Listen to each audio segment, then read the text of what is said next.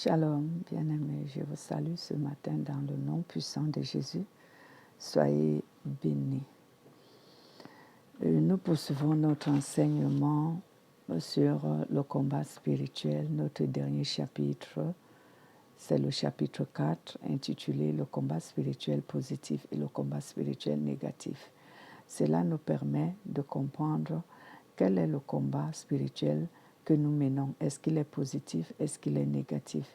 Parce qu'il arrive souvent que tous, en tant que chrétiens, puisque nous sommes dans ce combat spirituel, à cause de l'ennemi, de l'adversaire de Dieu, à cause de notre ennemi, le péché, et de celui qui incite au péché et son armée, c'est-à-dire ses démons, il œuvre pour que l'homme ne puisse pas aimer Dieu et ne puisse pas connaître Dieu, mais encore leur objectif, c'est que l'homme ne puisse pas hériter la vie éternelle. Et en cela, il y a un combat spirituel, mais certains mènent un combat spirituel qui est positif et d'autres un combat spirituel qui est négatif. Et cet enseignement nous permet de nous retrouver. Si nous menons un combat spirituel négatif, que nous le corrigeons pour que notre combat spirituel devienne positif et puissant. Si nous menons un combat spirituel positif, que le Saint-Esprit nous aide à mieux progresser encore dans ce combat jusqu'à ce que nous remportons la victoire. Remporter la victoire, c'est remporter le prix de la vocation céleste. Cela veut dire la vie éternelle, puisque nous avons appris que le combat spirituel prendra fin que lorsque Dieu aura jugé le monde et qu'il aura détruit la terre. Cela veut dire qu'il aura purifié la terre avec le feu. Lorsqu'il aura détruit tout mal, alors le combat spirituel prendra fin à ce moment-là. Et c'est ce que nous voulons, être les plus que vainqueurs qui héritent la vie éternelle avec Dieu. Encore, soyez bénis. Donc, ici, le combat spirituel positif et le combat spirituel négatif, c'est un combat qui se distingue à travers les armes et les règles qui sont mises en pratique.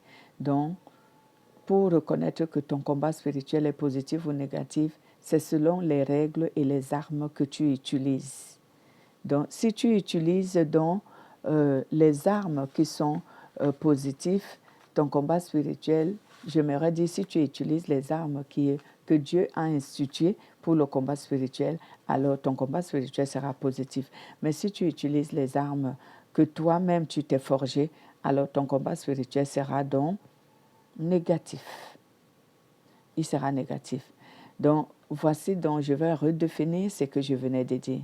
Le combat spirituel négatif et le combat spirituel positif se reconnaît lorsque on sait quelles sont les armes et les règles qu'on utilise. En d'autres termes, lorsque les règles et les armes que nous utilisons sont de Dieu, sont les recommandations de la parole de Dieu, alors notre combat spirituel devient positif.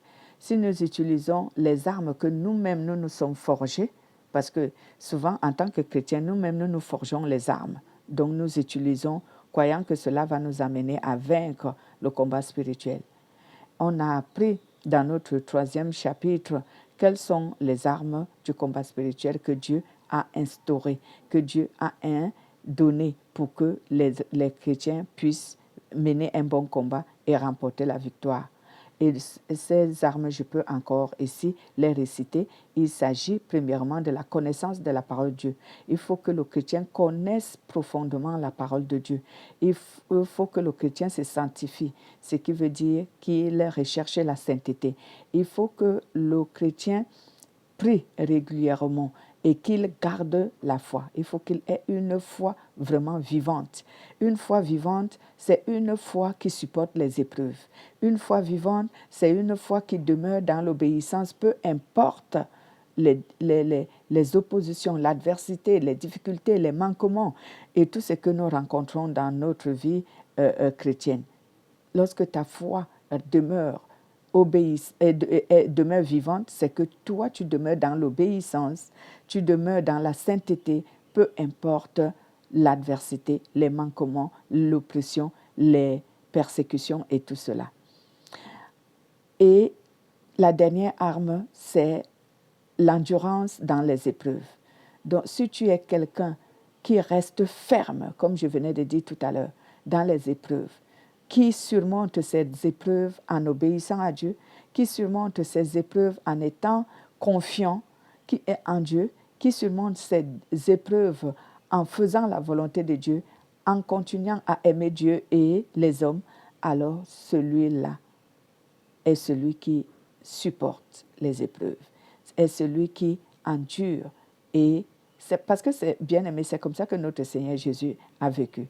Le Seigneur Jésus a enduré tout ce que nous devions vivre. Lui, il les a endurés. La Bible nous le dit dans le livre de Colossiens. Et même dans le livre d'Ésaïe, la Bible déclare que tout ce qui nous était destiné comme souffrance est tombé sur lui. Et il les a supportés. Et nous aussi, quand nous menons le combat spirituel, nous devons supporter les souffrances. Nous devons endurer. Nous devons vraiment nous laisser faire.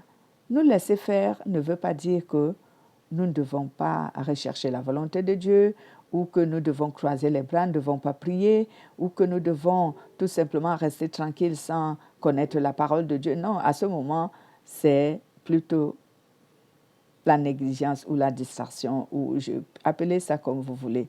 Mais celui qui demeure dans la volonté de Dieu et qui met en pratique la parole de Dieu, c'est celui-là qui utilise les armes de Dieu. Voilà, j'ai pris des exemples sur notre chapitre passé et je peux prendre un exemple encore aujourd'hui. Je prends l'exemple lorsque tu es dans un combat spirituel qui stipule que tu as des problèmes avec quelqu'un d'autre, qu'il soit un frère chrétien, un frère dans la famille ou quelqu'un d'autre. Vous vous êtes mal compris ou alors vous êtes en dissension. Alors, il ne faut pas demeurer dans la dissension. Si tu demeures dans la dissension, ça veut dire dans le manque de pardon et dans le manque de réconciliation, alors toi, tu utilises la mauvaise arme, qui est la haine, la rancune, la vengeance et tout ce qui en suit, qui est péché. Mais si tu recherches la réconciliation avec la personne, tu lui pardonnes d'abord dans ton cœur et tu recherches la réconciliation pour lui donner, pour lui manifester l'amour en lui disant « Je t'ai pardonné, je t'accorde la miséricorde, je te pardonne pour ce que tu m'as fait » ou alors si c'est toi qui es en erreur et même quand tu n'es pas en erreur, tu dis bon, tu lui diras peut-être que j'étais offensé aussi de manière inconsciente sans le savoir, je te demande pardon. En fait, se réconcilier. Comme Dieu, nous avons péché contre Dieu et Dieu s'est réconcilié avec nous. J'ai toujours dit que ce n'est pas l'homme qui est allé se réconcilier avec Dieu, c'est Dieu qui est revenu se réconcilier avec nous. C'est ce qui montre la sainteté. Nous, c'est nous qui avons offensé Dieu. En fait, c'est nous qui devions aller auprès de Dieu, nous réconcilier. Mais non, c'est l'homme. L'homme est resté dans sa position d'orgueil, d'hostilité, de rébellion. Et c'est Dieu encore qui est venu se réconcilier avec nous. Vous voyez, c'est l'exemple qu'il nous a donné. Donc, si nous sommes en dissension, en compromission ou dans des problèmes avec quelqu'un, en tant que chrétien, c'est nous qui devons rechercher la réconciliation avec lui. Même si lui, il est endurci, nous, on doit rechercher la réconciliation avec lui. C'est ce qui montre que nous menons le bon combat spirituel. C'est ça le bon combat, c'est ça les exemples. Voilà. Donc aujourd'hui, comme on parle de notre 4e chapitre pour connaître le combat spirituel qui est positif et celui qui est négatif, donc je l'ai dit tout à l'heure, parlons donc des règles, parce que la dernière fois, nous n'avons pas parlé des règles. Quelles sont les règles que Dieu a instaurées pour que l'on puisse mener un combat spirituel qui soit positif? Ces règles sont ici le renoncement de soi. Le renoncement de soi, il y a également l'acceptation de la croix du Christ. L'acceptation de la croix du Christ, je vais expliquer toutes ces choses-là, toutes ces étapes-là. Il y a également l'acceptation du jugement de la parole de Dieu. Il y a la haine du monde, il y a la haine du péché et il y a l'amour pour Dieu, ce que j'aimerais dire, aimer Dieu par-dessus tout. Qu'est-ce que tout ceci veut dire, bien-aimé? Eh oui, le renoncement de soi. Donc, lorsque un être humain doit renoncer à lui-même, cela veut dire quoi? Cela veut dire que cet être humain, ce croyant, ce chrétien, doit s'abandonner à Dieu. Et comment on s'abandonne à Dieu? On s'abandonne à Dieu en s'humiliant, premièrement. On doit savoir que l'orgueil est l'opposé de la volonté de Dieu. Dieu n'apprécie pas l'orgueil. Tout chrétien qui reste dans l'orgueil, dans la fierté, il ne peut pas s'humilier devant Dieu. Même s'il croit être humilié devant Dieu, il ne l'est pas. Parce qu'il a la fierté, il a l'orgueil. Il a ces choses-là ne montrent pas l'humilité, bien-aimée. Ce caractère ne montre pas l'humilité. Donc ici, le renoncement de soi-même commence par l'abandon à Dieu. Et l'abandon à Dieu consiste à s'humilier aux pieds de Jésus, à s'humilier devant la parole de Jésus, à laisser Jésus guider sa vie, à laisser Jésus être élevé dans sa vie. Donc, par exemple, quelqu'un est en train de te faire du mal. S'humilier, c'est que ne lutte pas contre cette personne. Laisse-le croire qu'il a le dessus sur toi. Et vous savez souvent, regardez même les bagarres ordinaires, quand une personne se laisse battre, finalement, celui qui le bat s'arrête. Il s'arrêtera s'il n'a pas vraiment envie de le tuer, bien sûr. Il s'arrêtera parce qu'il se dira, bon, je suis plus fort que lui, tout le monde a vu que je l'ai battu, et il va laisser. Et même les gens vont intervenir pour dire que, mais tu ne vois pas qu'il est plus faible que toi, laisse-le. Les gens vont intervenir pour vous séparer. Mais cela ne veut pas dire que tu es faible. C'est juste que tu ne veux pas désobéir à Dieu. Je me souviens de l'une des histoires du roi David qui s'était passé pour quelqu'un qui avait la démence devant un roi qui menaçait de le tuer. David s'est passé pour un fou, pour un malade mental, alors que David n'avait pas cette maladie. Mais pour ne pas déclencher la guerre, pour ne pas déclencher l'hostilité, pour ne pas déclencher les bagarres, David s'est passé pour quelqu'un qui avait de la démence, alors qu'il était saint, juste parce qu'il voulait échapper à ce roi et à toute la bagarre et la guerre qui devait se passer. Il a sauvé sa vie en se passant pour un faible. Nous aussi, on doit se passer souvent pour un faible, pour sauvegarder notre relation avec Dieu. Si quelqu'un, par exemple, t'insulte, t'humilie, te fait du mal, te met les bâtons sur les roues et tu ne réponds pas, tu te passes pour un faible. Mais cela ne veut pas que tu l'aies. Cela ne veut pas dire que tu es vraiment faible. C'est parce que tu laisses que Dieu prendre la place, la position et intervenir. C'est pourquoi il dit, ne vous vengez pas. C'est à moi la vengeance, à moi la rétribution. C'est comme cela. C'est ça qu'on appelle les règles du combat spirituel. C'est taire lorsque les gens restent silencieux, lorsque tu es pourchassé par la haine, la compromission, et tout ce qu'on peut connaître comme opposition dans la vie. Voilà, bien aimé, le renoncement de soi. On a lu des références telles que Jean chapitre 3, verset 30, Galates chapitre 2, verset 20, et on a lu également Luc chapitre 12, autant pour moi, au verset 25 à 26.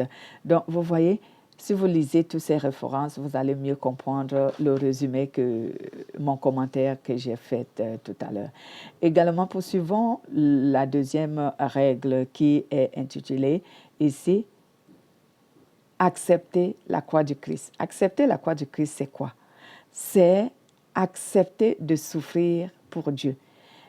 Souvent, le Saint-Esprit m'a appris que les chrétiens, on vous apprend que là-dehors, on vous apprend que quand tu viens en crise, la souffrance est finie, Dieu a souffert pour toi, Jésus a souffert pour toi, et donc toi, tu ne vas plus souffrir. Il est devenu pauvre pour toi, toi, tu seras riche. Bien-aimés, ceux qui vous enseignent ces choses vous mentent. Lorsqu'on vient en Christ, on va beaucoup souffrir dans sa vie. Moi, je suis un témoignage vivant. Oui, j'ai beaucoup souffert à cause du nom du Seigneur. J'ai été haï, détestée à tort. Je ne dis pas que je suis sainte. Ce n'est pas ce que je veux dire. En fait, oui, je suis sainte, excusez-moi. Je ne dis pas que je suis sans péché. Voilà, c'est ce que je veux dire. Je ne dis pas que je ne succombe pas. Je refuse de renoncer à la sainteté que le Seigneur m'a donnée et dont j'aspire. Je dis tout simplement, je ne dis pas que je suis sans péché, que je ne pêche jamais, non, ou que je n'offense jamais. Mais bien aimé, je vous assure que quand j'offense quelqu'un, je l'ai fait inconsciemment, sans m'en rendre compte. Et quand je m'en rends compte, je me repens. Je me repens devant la personne, je m'humilie. Et je prie, c'est ma prière tout le temps, que Seigneur aide-moi à briser mon orgueil, ma fierté, que je m'humilie toujours devant l'homme pour lui montrer que je regrette le mal que je lui ai fait, lorsque je l'ai fait, et même quand je ne l'ai pas fait, pour me réconcilier, parce que je sauvegarde mon âme pour qu'il soit sauvé.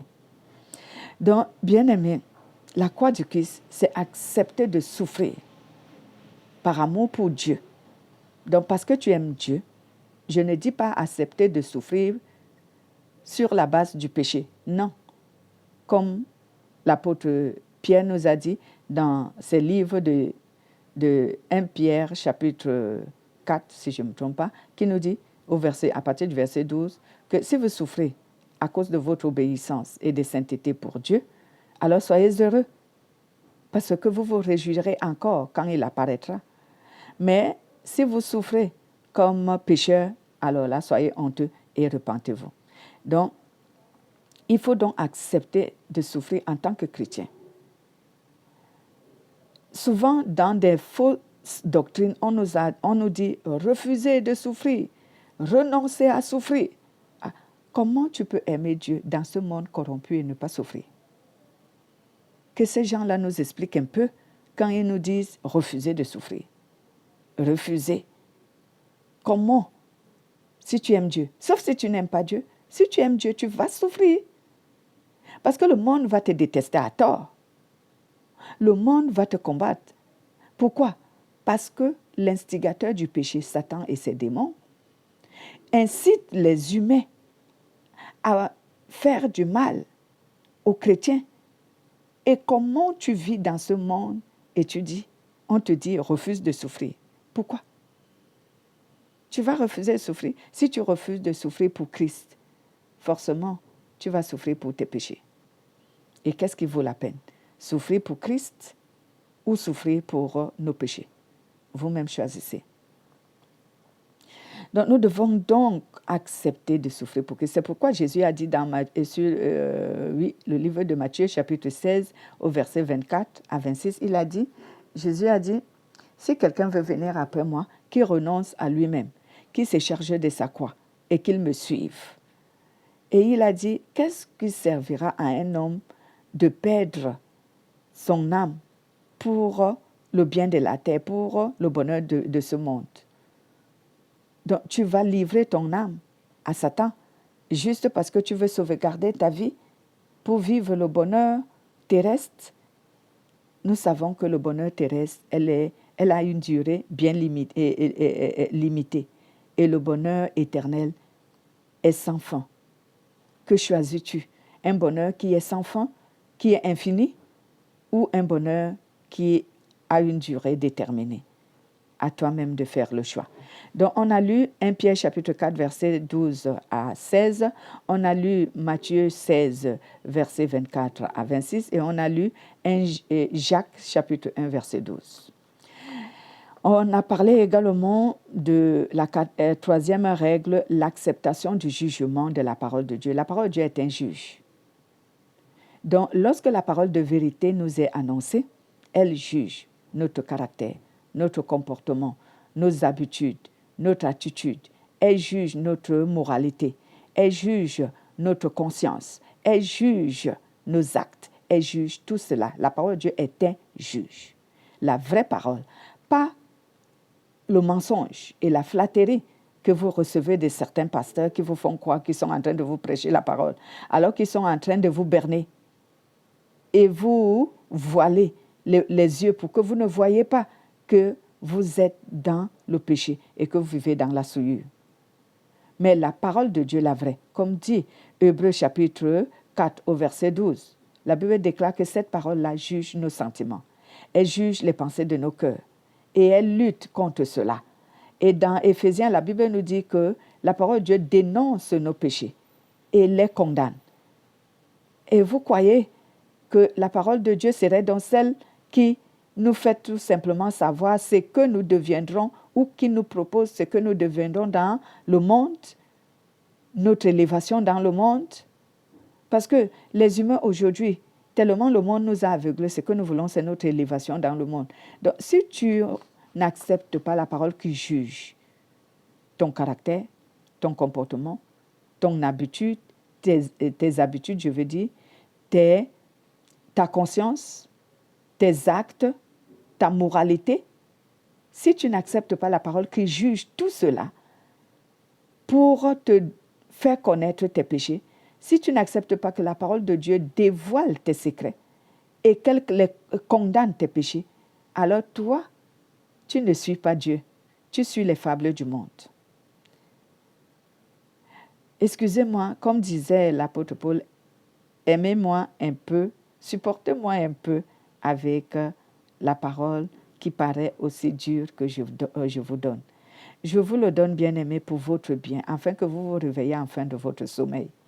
Si vous dormiez et que vous écoutiez la parole qui vous flatte, la parole qui vous berne, la parole qui vous fait connaître que vous êtes déjà sauvé, alors que vous êtes dans le péché, bien-aimé, moi je ne vous donnerai pas cette parole parce que je vous aime tellement.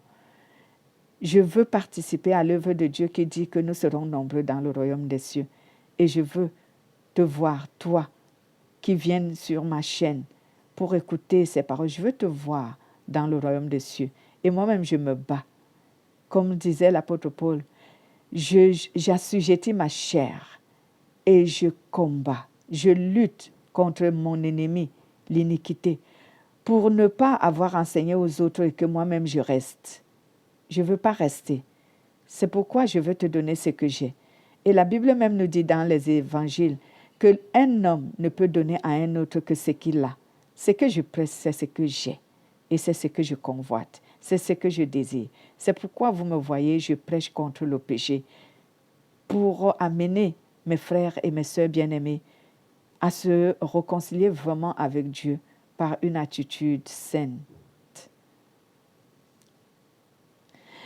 Voici donc que nous avons parlé également de cette acceptation du jugement de la parole. Laisse la parole te juger. Accepte que la parole condamne tes péchés. Accepte que la parole condamne ton comportement, tes actes, ton caractère. Accepte que la parole condamne ta moralité. Accepte que la parole dépouille tes péchés et te les fait voir comme toi, tu ne les voyais pas. Qu'il te les fasse voir comme Dieu les voit, afin que tu te repens. Bien-aimé, parce que si Dieu te donne un regard spirituel, le discernement, et que tu vois tes péchés comme lui, il les voit, tu auras le dégoût de tes péchés. On va en parler tout à l'heure. Voici donc que nous avons parlé également d'une seconde règle qu'on appelle ici la haine du monde. Bien-aimé, le monde est notre ennemi. Parce que le monde est conçu par le péché. Et Dieu veut que nous nous désintéressons de tout ce qui nous attire et nous tente, nous séduit dans le monde. Dans ce monde, presque tout ce qui est ici est pour notre chute. Ça nous séduit. Est-ce que j'aimerais dire, par exemple, que les biens du monde, tu ne dois pas les avoir? Non, ce n'est pas ce que je veux dire. Parce que c'est une nécessité. Nous vivons dans le monde. Par exemple, Tu dois te battre pour avoir une maison. Tu dois te battre pour avoir une femme et des enfants, une famille. Tu dois te battre pour avoir un travail. Tu dois te battre pour avoir un salaire chaque fin du mois pour survivre. Est-ce que c'est ce que je dis que ne recherche pas? Non, c'est pas ça. Mais tout ce qui séduit et soumet au péché, c'est ce que Dieu appelle ici le monde. Et c'est ce qui dit que nous ne devons pas rechercher. Selon que la Bible nous dit sur 1 Jean chapitre 2 au verset 15 à 17. Il nous dit, dans ce monde, il y a la convoitise des yeux, la convoitise de la chair, l'orgueil de la vie. Toutes ces choses sont donc des choses qui nous séduisent. Et si je donnerais des exemples de manière à ce que nous puissions comprendre ce qu'on appelle la convoitise de la chair, la convoitise des yeux et l'orgueil de la vie, c'est que tu as des mauvaises pensées, par exemple. C'est la convoitise des yeux. Tu as les mauvaises pensées, les mauvais désirs parce que tu as vu quelque chose qui t'a plu et tu veux l'obtenir. Quelque chose qui t'a plu, qui veut l'obtenir. Pourquoi ça peut être un mauvais désir? C'est lorsque ça n'a aucune utilité pour toi. Lorsque cela n'a aucune utilité pour toi, ça devient un mauvais désir. Voilà comment on appelle c'est ce qu'on appelle la convoitise des yeux. Lorsque tu désires ce qui n'a aucune utilité pour toi, et tu en fais une obsession pour l'avoir. Également, lorsque tu as les mauvais ici, tu as envie de tout posséder. Lorsque tu as des envies qui n'ont également aucune utilité pour toi. Donc, tout ce qui n'est d'aucune utilité pour toi est une convoitise des yeux et de la chair. Je prendrai l'exemple des femmes et des hommes chrétiens qui convoitent une autre femme ou un autre homme. Est-ce que c'est utile pour toi de convoiter un frère ou une sœur de manière immorale? Est-ce que c'est utile? Ce n'est pas utile. Ouais. C'est ça, les envies qui ne sont pas utiles pour toi. Je donnerai plein d'autres exemples, bien-aimés, mais je passe le temps à cause de ma connexion. Nous avons donc lu 1 Jean chapitre 2 au verset 15 à 17. On a lu également Romains chapitre 12 verset 2. L'orgueil des richesses, lorsqu'on en parle, l'orgueil des richesses, c'est lorsque toi, tu te crois invincible. Lorsque tu crois que ce que tu possèdes est une sécurité pour ta vie. Lorsque tu crois que tu es inébranlable parce que tu possèdes les biens de la terre. Tu penses que tu es supérieur à tout le monde. C'est ça l'orgueil de la vie. Et bien d'autres explications, vous pouvez vous-même, le Saint-Esprit peut lui-même vous les donner. Donc, voici donc ces règles. Il y a également la haine du péché. La haine du péché, c'est lorsque tu as le dégoût pour le péché. Lorsque tu commences à détester, à haïr le péché. Et lorsque tu as maintenant le discernement de voir le péché. Parce que souvent, les chrétiens sont aveuglés et ne voient même pas le péché.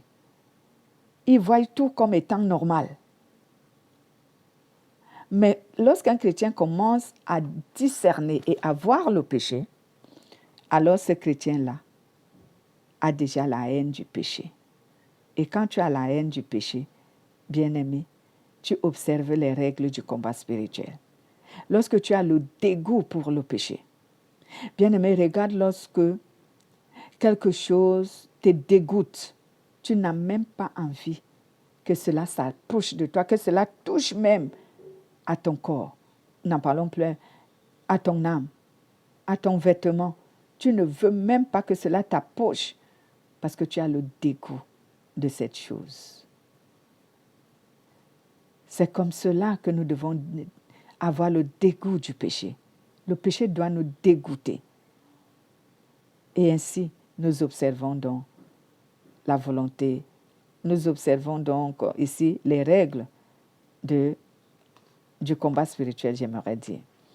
On a lu Proverbes chapitre 8, verset 19 et aussi Amos chapitre 5, verset 15. Aimer Dieu par-dessus tout, une autre règle qui nous permet de mener un combat spirituel positif. Aimer Dieu par-dessus tout, c'est obéir à Dieu en toutes circonstances et en tout temps. Lorsque tu obéis à Dieu en toutes circonstances et en tout temps, alors tu aimes Dieu par-dessus tout. Et rien ne prend la place de Dieu dans ton cœur. Rien ne prend la place de Dieu, même dans ta pensée. Et bien-aimé, j'adore ça. Même dans ta pensée, cultive ta pensée afin que rien de ce qui est dans ce monde ne prenne la place dans tes pensées. Dans ton quotidien. Est-ce que j'aimerais dire que ne pas plus travailler? Est-ce que j'aimerais dire que ne pense plus à ce que tu dois faire comme travail aujourd'hui, demain et tout? Non. Mais ces choses-là ne doivent pas envahir ta pensée. Ce qui doit envahir ta pensée, c'est la parole de Dieu. C'est Dieu. C'est Jésus. C'est ton désir d'obtenir l'éternité qui doit envahir ton esprit, tes pensées. Et ainsi, tu pourras aimer Dieu plus que tout. Tu ne céderas pas la place à l'être qu'on appelle le péché dans ton cœur. Tu ne céderas pas la place à la convoitise dans ton cœur. Tu ne céderas pas la place au monde dans ton cœur. Tu resteras fidèle au Seigneur. C'est ainsi que tu vas donc manifester ici, ou encore c'est ainsi que tu vas livrer un combat bien positif et qui va t'amener à la victoire. Donc, je vais réitérer donc ces règles. Je disais tantôt, le renoncement de soi. Ouais, le renoncement de soi, l'acceptation de la croix du Christ, ce qui veut dire accepter de souffrir, l'acceptation du jugement de la parole de Dieu, laisse la parole de Dieu te dépouiller et condamner tes péchés. Ainsi, elle te permettra de voir clairement le péché et elle te donnera le dégoût du péché comme nous parlons, la haine du monde, la haine du péché et l'amour pour Dieu. Donc, lorsque tu as ces règles, bien-aimés, et les armes dont nous avons cité, que je vais réitérer, les armes sont ici la connaissance de la parole de Dieu, la recherche de la sainteté, ce qui veut dire la sanctification, la prière, la foi et l'endurance dans les épreuves. Si tu as ces armes et ces règles, toi, tu vas mener un bon combat. Si tu observes ces règles et ces armes, que tu les utilises, tu mèneras un bon combat qui sera positif et tu seras le plus que vainqueur du mal.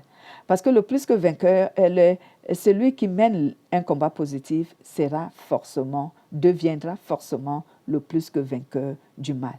Mais celui qui est négatif, celui qui mène un combat spirituel négatif, il utilise ses propres armes pour combattre l'adversaire.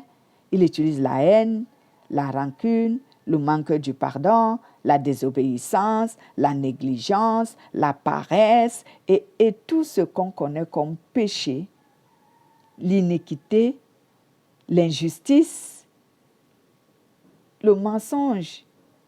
Si tu utilises ces armes, tu es en train de te compromettre toi-même. Si tu utilises tes propres règles, les prières d'envoyer le feu sans obéissance, les prières de chasser les démons sans obéissance. Pendant qu'on est dans le péché, on chasse les démons. Pendant qu'on est dans le péché, on lutte contre le diable. Mais il est souvent content parce qu'il sait que toi, tu ne connais même pas ce que tu es en train de faire.